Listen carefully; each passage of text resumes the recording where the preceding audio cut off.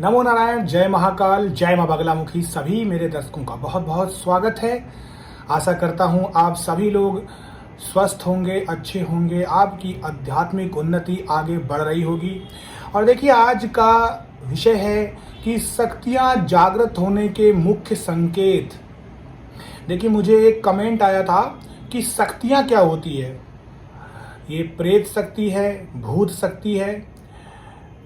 मुझे उस कमेंट को पढ़ के हंसी भी आई, आश्चर्य भी हुआ कि जब मैं वीडियो में दिव्य शक्ति की बात कर रहा हूं, टाइटल में भी दिव्य शक्ति लिखा हुआ है, थंबनेल में भी दिव्य शक्ति लिखा है, तो भूत प्रेत की बात कहां से आ गई। लेकिन मैंने इस कमेंट को एक पॉजिटिव रूप में लिया हुआ है। कोई प्रॉब्लम नहीं है, कोई समस्या नहीं है। शक्ति कोई भी हो सकती है, भूत भी हो सकती है, प्रेत भी हो सकती है, दिव्य शक्ति होती है। लेकिन मैं आज अपने वीडियो के माध्यम से दिव्य शक्तियों की बात कर रहा हूं। जब भी दिव्य शक्तियां आपके सामने प्रकट होना चाहती हैं, आपको मिलना चाहती हैं, आपसे सिद्ध होना चाहती हैं, आपसे बात करना चाहती हैं, तो उससे पहले आपको बहुत सारे संकेत देती है। और इन संकेतों में और काला जादू के संकेतों में, यानी नेगेटिव संकेतों में बहुत खास अंतर नहीं होता है। लेकिन एक जो सच्चा साधक होगा, जो काफी समय से साधना अर्चना कर रहा होगा, तो उसे भूत प्रेतों के लक्षण नहीं मिलेंगे, उसे दिव्य शक्तियों के ही लक्षण मिलेंगे।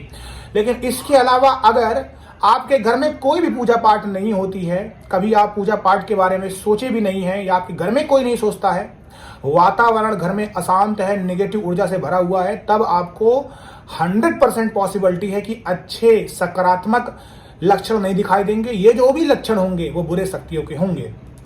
तो अभी आज के इस टॉपिक के माध्यम से मैं आपको बताऊंगा दिव्य शक्तियों के लक्षण। जब भी आप अच्छी पूजा अर्चना साधना करते हैं, तो सबसे पहला जो लक्षण होता है वो यही है कि आपके दिए में बहुत शीघ्र ही फूल बनना स्टार्ट हो जाता है। चाहे आप सरसों का दिया जलाएं या फिर दीपक का दिया जलाएं, घी का, कोई फर्क नहीं पड़ता है, दिया में फूल बनेगा। क्योंकि दिए के जलाने के कुछ दिनों बाद, 15 दिनों के बाद से देवता उस दिए में विराजमान होने लग जाते हैं, अगर आपकी भक्ति और शक्ति सच्ची है। शक्ति का मतलब है अगर आप जो चीज़ों का पालन कर रहे हैं, जो शास्त्रों में लिखा है, तो इसमें कोई शक नहीं है कि आपको ऐसे संकेत ना मिले।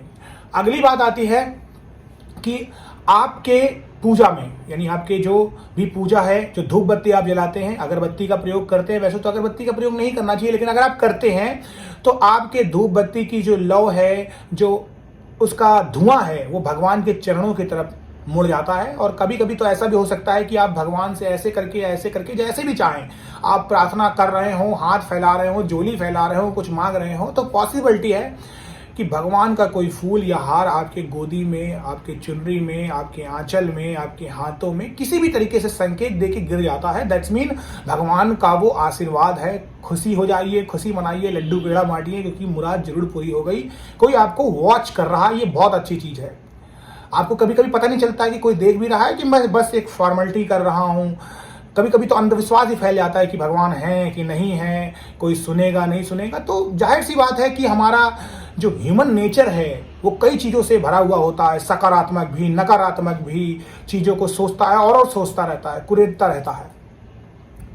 उसके बाद आप देखेंगे कि कभी कभी आपकी लौ ऊपर जाएगी, कभी कभी धधकेगी। देखिए, फड़फड़ाना एक अलग चीज होता है, ऐसे ऐसे करती है, लेकिन अगर बुझ जाती है तो गलत संकेत। लेकिन अगर धधक रही है, ऊपर को ऐसे फड़फड़ा रही है, तो अच्छी भी संकेत है, ये कोई बुरा संकेत नहीं। लेकिन अगर आपकी लौ ऐसे जा रही है, टेढ़ी जा रही है, बुझ रही, नीचे चली जा रही है, दब रही है, दैट्स मीन गलत नेगेटिव एनर्जी आपके घर में है। उसके बाद बात आती है कि अगर आपके माला जो होती है, जो भी माला आप जप रहे हैं, वो माला अपने आप कभी कभी बढ़ जाती है, आप भूल जाते हैं उन मंत्रों को, तो ईश्वर ये संकेत दे रहे हैं कि आप और भक्ति मेरी करो। वो चाहते हैं, ये कोई बुरा संकेत नहीं, वो चाहते हैं कि ऐसी भक्ति और की जाए। अच्छी बात है ये तो कि आपने 5 माला की, लेकिन ईश्वर चाह रहे हैं कि मेरी भक्ति और करे, मेरा पुत्र या पुत्री मुझे अपना समय दे। तो ये एक अच्छा संकेत है, बहुत ही अच्छा संकेत है। अगर आपके कानों में वो मंत्र सुनाई दे रहा है, अगर आपको दिव्य दर्शन होते हैं, सुबह आपकी आंख खुल जाती है। देखिए, आंख खुलने का मतलब यहाँ पर है 4 से 5, साढ़े 5 बजे तक का समय। अब ये नहीं है कि आप 1-1:30 बजे उठ जा रहे हैं, रात भर में आप सो ही नहीं रहे हैं और बोल रहे हैं कि मुझे दिव्य शक्तियों के दर्शन हो जाते हैं। ऐसा बिल्कुल भी नहीं है। अनिद्रा के भी आप शिकार हो सकते हैं, डॉक्टर को दिखाइए। मैं एकदम फैक्ट की बात कर रहा हूं कि ऐसा नहीं है कि आपकी 1:30 बजे आंखें खुल जाती है। 1:30 बजे खुल जा रही तो दैट्स मीन आपको सोना ही नहीं हो पा रहा है, आपको कोई चिंता सता रही, निगेटिव एनर्जी है। तो आंख जो होगी वो आपकी खुलेगी 4 से 4:30 बजे के बीच में खुलेगी। और दूसरी बात आती है कि ऐसे में आपको नदी, नाले, झरने, प्रकृति के कई प्रकार के नेचर, भगवान से वार्तालाप होता है, दिव्य पुंज आपको दिखता है, यानी सफेद रोशनी, लाल रोशनी, आपको खुशबू, किसी भी प्रकार की स्मेल हो सकती है। अच्छी खुशबू की बात कर रहा हूँ, स्मेल की, बुरी खुशबू की बात नहीं कर रहा हूँ, बदबू की बात नहीं कर रहा हूँ, चमड़ा जैसे जल जाना है, कोई सड़ी चीज की दुर्गंध आना। मैं अच्छी खुशबू की बात कर रहा हूँ। इत्र की हो सकती है, मिट्टी की हो सकती है, पानी की हो सकती है, मिठाई की हो सकती है, फूलों की हो सकती है, किसी भी प्रकार की जो खुशबू आ रही हो आपको, धूप बत्ती भी हो सकती है। तो ये एक अच्छा संकेत होता है। और इसी के साथ साथ अगर आपके कान में कोई आवाज करता है या कोई बोल रहा है, किसी प्रकार का आपका नाम ले रहा है, आपके मंत्र कानों में चल रहा है, आप सोते हैं तो कोई आपको आपके नाम से पुकार रहा है, और जब ये आपकी भक्ति सिद्धियां बहुत ऊपर जाएगी तो मंत्र बहुत तेज गूंजेगा, जैसे राम, वाइब्रेशंस। ये वाइब्रेशंस मतलब अब आपको ऐसा नहीं है कि वो मंत्र तेज चला, मंत्र तो पहले से ही तेज चला था, लेकिन आपके जो छठी इंद्री हैं इस पूरे शरीर में वो सक्रिय हो गई, यानी वो छोटी से छोटी चीज को सुन पा रही है। तो यही परम सिद्धि है, यानी आपकी कुंडलिनी शक्ति जागृत हो गई। तो ये सिद्धियां मिलती है, ये संकेत होते हैं जिससे हमें पता चलता है कि हमारी पूजा अर्चना साधना सही दिशा में जा रही है। तो ये दिशा की जो संकेत है, जो भी है संकेत, आपको ये अच्छे संकेत होते हैं। मैं फिर से कह देता हूं, मैं किसी भी कमेंट का ऐसे एक एक करके रिप्लाई नहीं कर पाऊंगा। अगर आपको अच्छे संकेत हैं तो अच्छे हैं, बुरे संकेत हैं तो अच्छे नहीं हैं। आप एक एक करके कमेंट लिखेंगे मुझे ये हो रहा, मुझे वो हो रहा, तो ये पॉसिबल नहीं है किसी के लिए भी कि एक एक कमेंट का मैं रिप्लाई करता चलूँ।